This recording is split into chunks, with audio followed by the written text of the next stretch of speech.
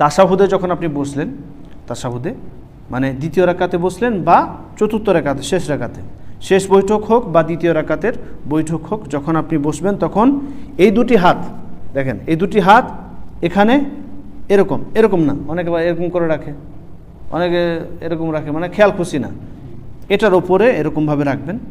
আর এই আঙুলটা যখন মানে তর্জনী শাহাদাত আঙুল এটা নড়াতে হয়, তো এটার পদ্ধতি হচ্ছে এই যে দুটি আঙুল, শেষ দুটি আঙুল, এই দুটি আঙুল বন্ধ, এভাবে বন্ধ রাখবেন।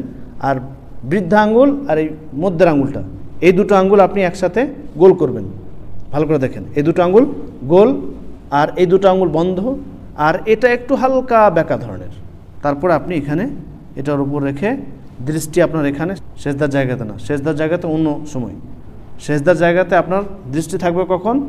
তাশাহুদ বাদ দিয়ে অন্যান্য সময়ে। তো তাশাহুদের সময় আপনার দৃষ্টি এটার উপর থাকবে এবং এটা হালকা হালকা হালকা হালকাভাবে নড়তে থাকবে।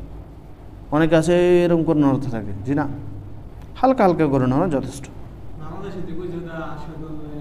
না।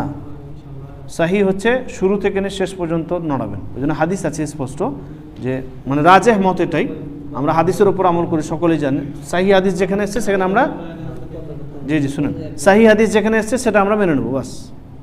সাহি হাদিস এ বিষয়ে যে আপনি যখন তাশাহুদে বসবেন তখন আঙ্গুল নড়াবেন শুরু থেকে নিয়ে শেষ পর্যন্ত, এটাই হচ্ছে রাজেহ এবং শক্তিশালী মত।